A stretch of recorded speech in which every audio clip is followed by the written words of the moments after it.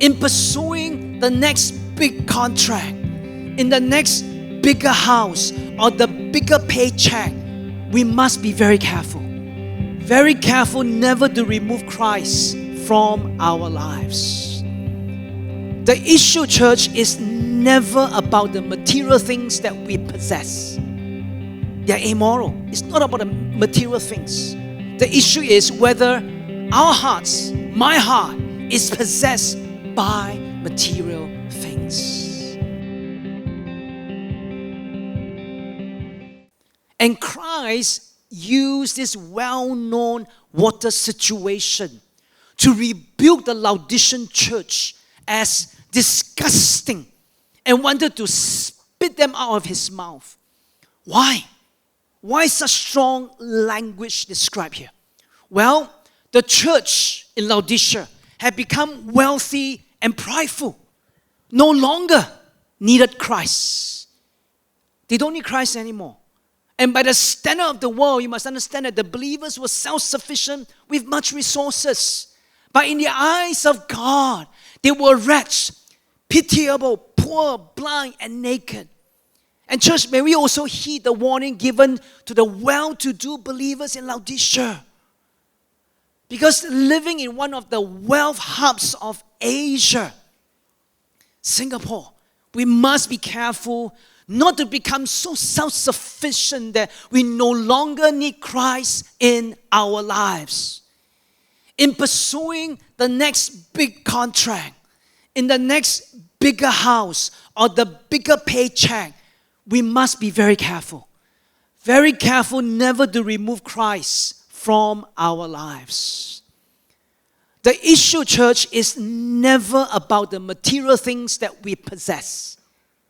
They're immoral. It's not about the material things. The issue is whether our hearts, my heart, is possessed by material things. Is your heart possessed by material things today? Because Christ gets removed when our hearts are full of other things. Then the question is this: how do we then create a dependency on Christ when surrounded by status, materialism, and the pride of self-sufficiency?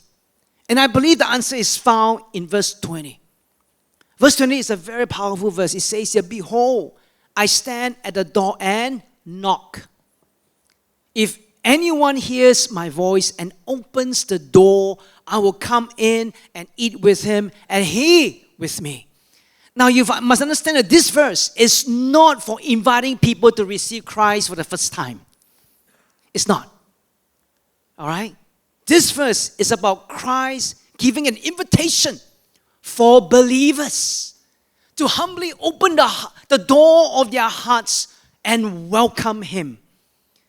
Because self-sufficiency and pride shut Christ out of our lives.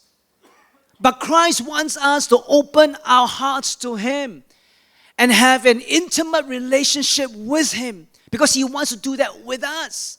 And church, if we want to depend on Christ, we must keep the door of our hearts open to Christ. How open is your heart for Christ today? I know that it is not easy. Not easy to always keep our hearts open to Christ. There's just so much pressure, isn't it, in life? So much pressure in the marketplace, demands at home front, and expectation in life to do well. Now, living in such a performance-driven environment can cause us to be distracted by busyness, by climbing the ladder, where we slowly remove Christ unintentionally. And over time, we become like the church in Laodicea and Sardis, where we slowly compromise our faith and negatively affect our relationship with Christ. And the question is this: how do we prevent this from happening to us, to our family? How do we ensure a constant dependence upon Christ? How do we do that so that we always rely on Christ in all that we do?